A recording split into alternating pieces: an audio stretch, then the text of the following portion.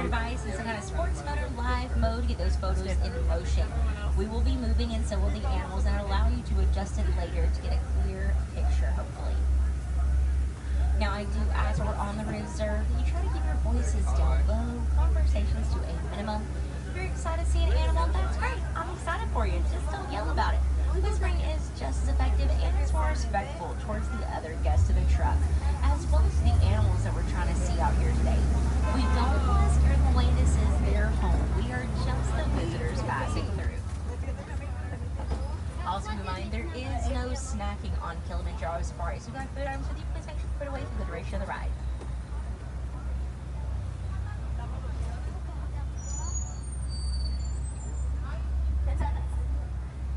Now, in just a moment, we're going to be starting off our safari in the Little Aturi Forest. The animals that live in the forest rely on their ability to blend in with their surroundings, keep them safe from any dangers that may be lurking around.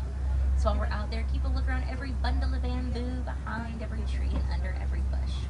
You never know what you're going to see.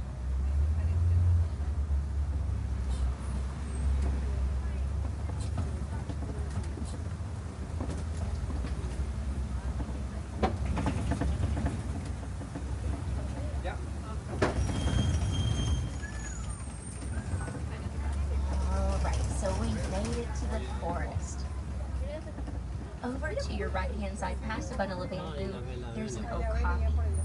Now, the okapi does look very similar to a zebra on its rear end and legs, but it's not related to the zebra at all. The okapi is actually the closest cousin known to the giraffe.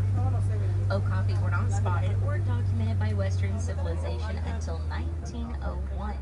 Up until then, they were just thought to be a legend told by the Central Native Africans. And you can see that she is showing off her prehensile tongue every once in a while. I'll explain in a moment what that word means. But for now, over to your left, these orange-colored antelope are called bongos. Both male and female bongos have horns that lean back so they can push their way through the underbrush forest easier without getting tangled up. The black and white birds that are over to your right, those are saddle-billed storks. They do not vocalize to communicate. Instead, they rattle their bills, like shaking maracas at each other.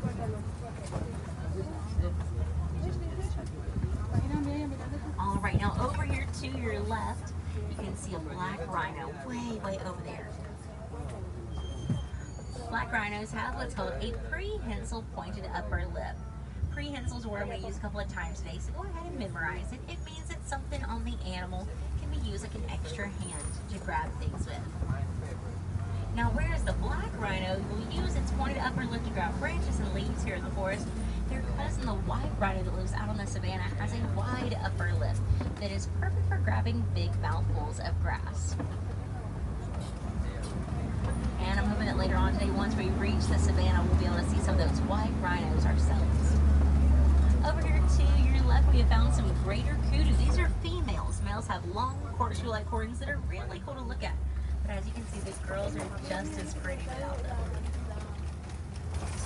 Alright, now we're going to head over towards the Salfie River and see what's going on down there. But before we get there, by a show of hands, is this anybody's first safari? Alright, well, welcome aboard, new and returning friends. My name is Juliana. I'm from Alabama. I am so excited to be your safari guide today. We're going to have a real good time. Hopefully everyone gets to see something they've never seen before or learn something you may have never heard. Alright, so we've made it to the river and I can already see pink-backed pelicans, named for the pink coloration on their backs during their mating season. They are actually considered colonial nesters and will nest in up to 500 pairs at a time. Also, keep a lookout down in the water. You can sometimes find hippos out here. A group of hippos is called a bloat. An easy way to remember that is bloat rhymes with float, and floating is something hippos don't do very often. Instead, they sink down to the bottom of whatever waterway they're in and walk along the bottom, bouncing up every couple of minutes to get a big breath of air. As they come up for air, their ears are above the surface of the water, but they can still hear below the surface by picking up vibrations in their jawbone. Now, for my friends on the far left, you are able to see this hippo pretty good. Now, as they come up for air, their ears are above the surface of the water, but they can still hear below the surface by picking up vibrations in their jawbone. Go ahead.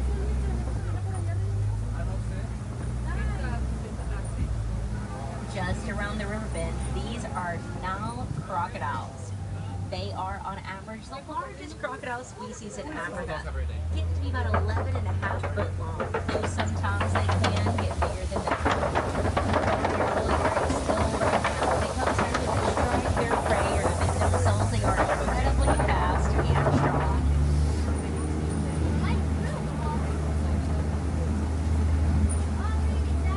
People often wonder the difference between alligators and crocodiles. It can be seen pretty easily in the shape of their snout. Alligators have more of a U-shaped snout, whereas crocodiles like those have more of a V-shaped snout. It also depends on where in the world they're from. Up here, this is a baobab tree. It's also been called the tree of life, which I'm sure you've heard of somewhere before. The reason that it's called that is it has a hollow tank in its trunk where it can save water. So whenever there is a drought on the savannah, animals go up to the baobab tree, punch a hole in the side of it, and drink out of like a giant juice box. Therefore giving them life, living up to its nickname, the tree of life. Alright, my friends, we've made it to the savannah with all these wide open spaces. We're probably going to be able to see a lot of animals way off in the distance. Now for some of these animals, I'm going to wait until we're as close as I can get us to them before I talk about them.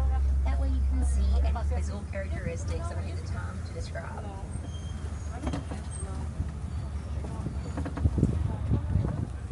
But it looks like first up we're going to get to see the giraffes up close. They are the tallest land animals in the world, getting 16 to 20 foot tall when fully grown. They have a 6 foot long neck, so it takes incredibly high blood pressure to push blood all the way up to their noggin. So to accommodate high blood pressure, they need a really big heart. So giraffe's heart is the size of a basketball. As we're stopping, make sure hands, arms, feet, and legs inside at all times, and please be sure to stay seated. Looks like we may have some wildebeest in the road up ahead. When a baby giraffe is born, it is 6 foot tall and makes a 7 foot drop to the ground from its mom, who is still standing as she gives birth. The baby then hits the ground and is up in an hour nursing as if nothing just happened. But that's a good protective measure for the baby giraffe, because that means if a predator were to come around shortly after their birth, they would be able to make a quick getaway with mom to find safety.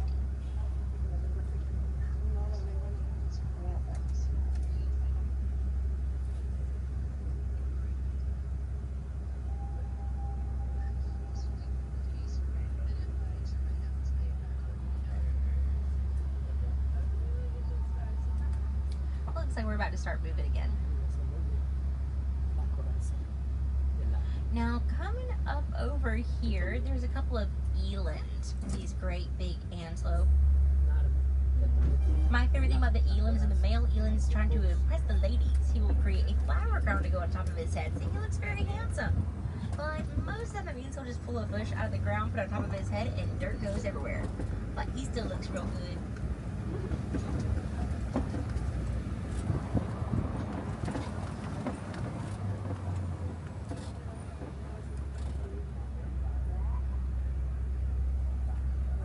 Now with all those muscles around their shoulders, they are actually able to jump 6 foot high in the air without having to run or anything first, which is really incredible for an animal that size. Okay, now also keep a look over here to our left. You can see some painted dogs running around in front of that den. Painted dogs are not hyenas, nor are they related. They're a totally different species. Painted dogs are the #1 predators on the savannah, beating out the big cats and the hyenas for that #1 spot. That's because they will work together as a pack to take down their prey, which gives them a very high success rate when hunting. They are actually 3 times more likely to catch their prey than an African lion is. Continuing to look to your left, you can see some sable antelope. They have a dark coloration around their eyes and reflect sunlight from behind them during the daytime. So keep a lookout for daytime predators. And over here we're getting close to the wildebeest. Wildebeest will migrate across Africa alongside other species of animals in search of water. But wildebeest themselves can actually go up to 3 days without a drink of water, which is something we humans are not designed for. So make sure you're drinking plenty of water in addition to the sodas that you're drinking.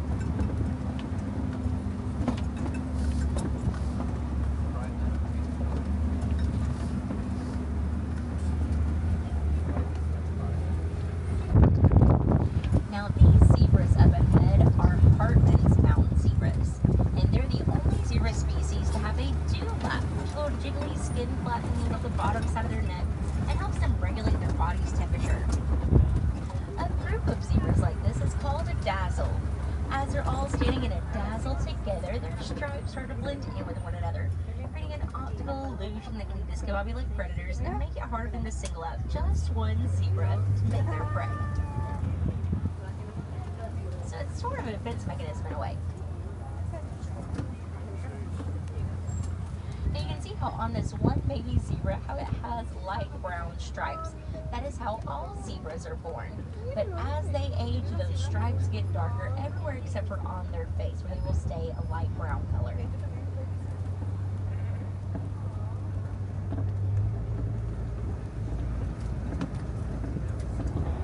Here in just a few minutes, we're going to head over to a part of the reserve where I heard the warden say earlier there was a migration of elephants passing through. And I'm hoping there's still some around that we'll get the chance to see too.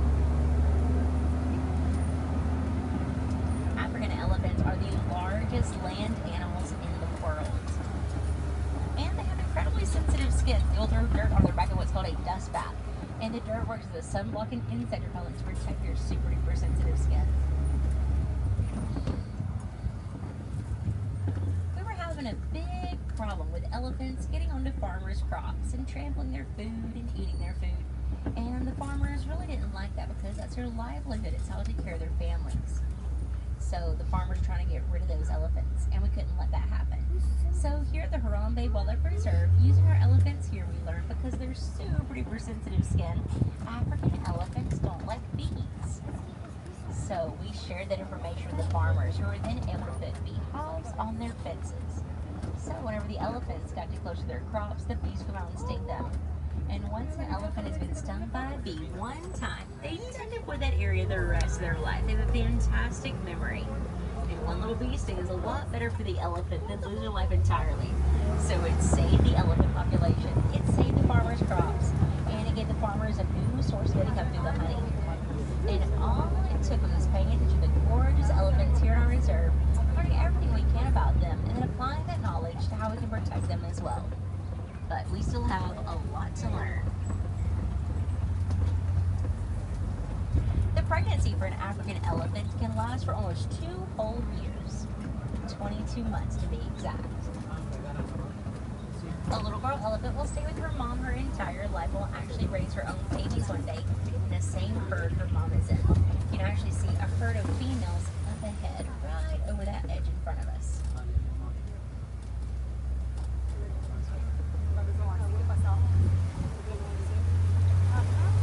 Now while we're getting a look at the elephants to our left, you can also see greater flamingos. They're the largest species of flamingo, getting 5 feet tall and fully grown.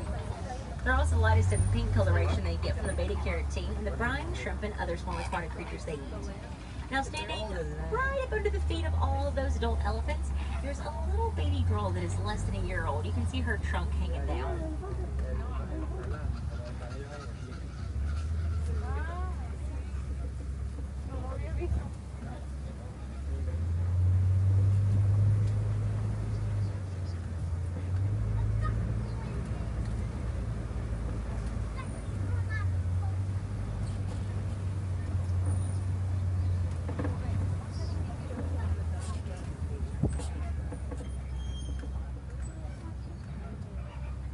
We're stopped for animals in the road up ahead again. I appreciate y'all's patience through all these stops.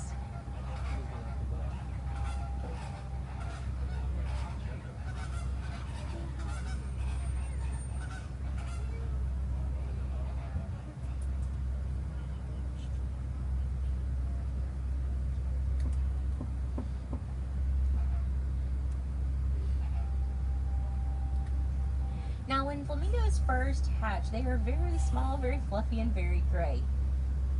And it can take them up to 2 years to get as pink as their parents are, but in the meantime, they reach their size very quickly.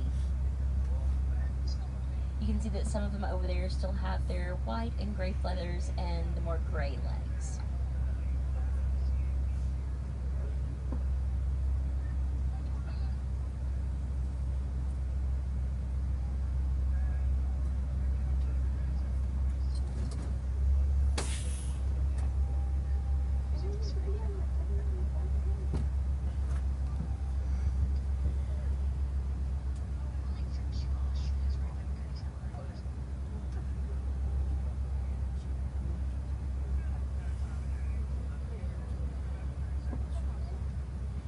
Alright, sounds like there are ostriches and rhinos in the road. Right around this corner. That's what we're waiting on. Now these rhinos out here are the white rhinos that I mentioned earlier that have the wide upper lip that is perfect for grazing on the savanna. For a long time through history, rhinos have been poached, in other words, illegally hunted to get their horn that was likely made into medicine in some cultures. But later it was realized their horn's made of keratin, the same thing as our fingernails and hair, and has no medical use. But still this day, they are poached, their horn is sold on the black market. So because of all that poaching, we've lost a very large number of rhinos out of the world that we're supposed to have. We've actually lost some species altogether entirely. Currently, worldwide, there's only 5 types of rhinos left. And we do have a pretty decent view of an elephant right in front of us now.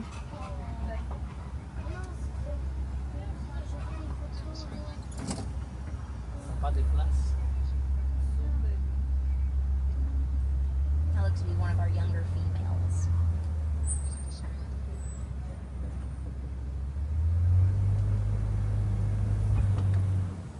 Now, as we pass this orange rock formation that's on the left, keep a lookout past it. You might have one more chance to see the rest of those elephants.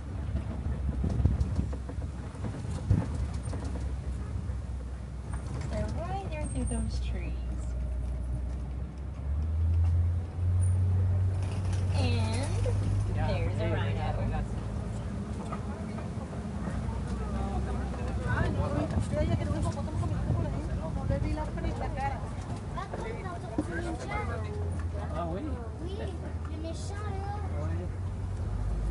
We got a few more on our right.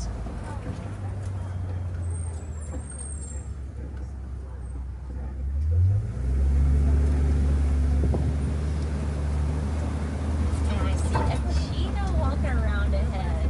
I try to catch him as much as I can. Now, cheetahs are the fastest land animals in the world. They reach top speed of 70 miles an hour. They can go 0 to 60 in 3 seconds. They're up on that hill over there to your left. And as they run full speed, they use their tail like a bow rudder to help them make sharp turns.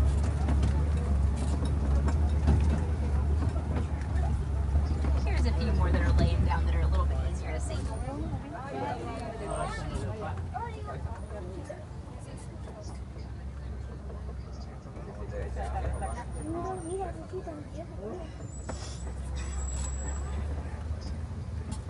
We're also getting close to an area where I've had some luck recently finding African lions.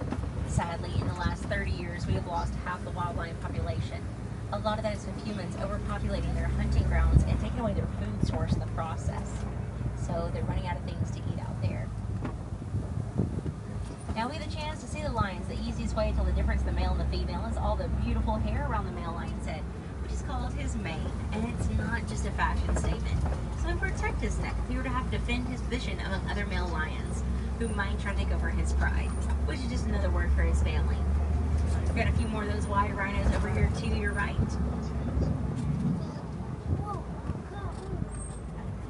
Now when a lion roars, it really does not sound like it does in the movies. It's more of a short burst. They do it over and over again, but it's absolutely beautiful to hear. And if they do it loud enough and there's not too much noise pollution around, it can be heard from up to 5 miles away.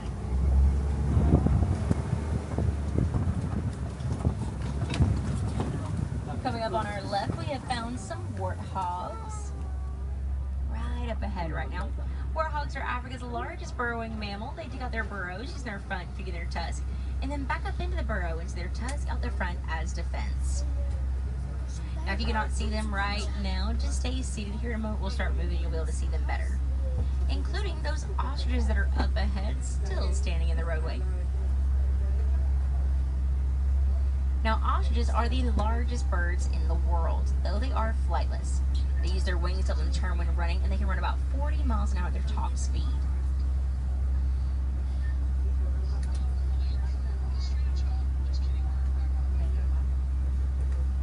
Sounds like we might start moving soon.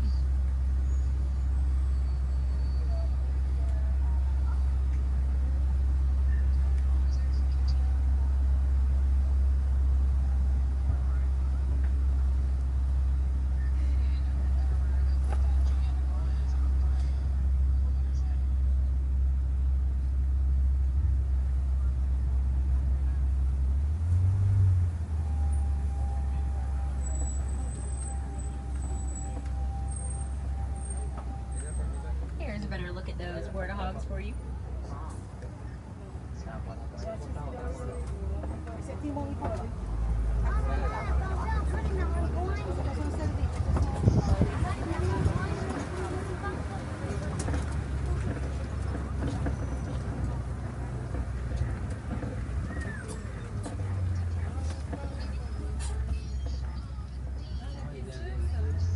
Now over here with the ostriches, you can see a very small cluster of their eggs.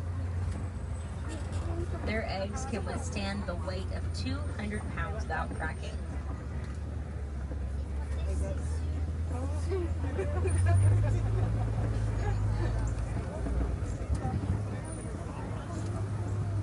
Please put your hands inside, my friends. Let's see if she'll let us scooch through.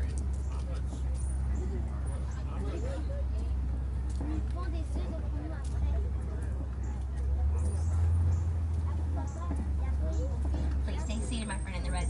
Thank you.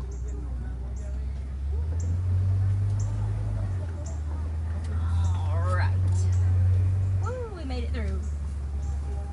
Okay, so now we're headed over to the warden's post. And the warden keeps a couple of Nigerian dwarf goats over here. Domesticated animals like Nigerian dwarf goats are very important in the conservation of wildlife because we as humans want domesticated animals for things we need to survive instead of relying as much on wildlife.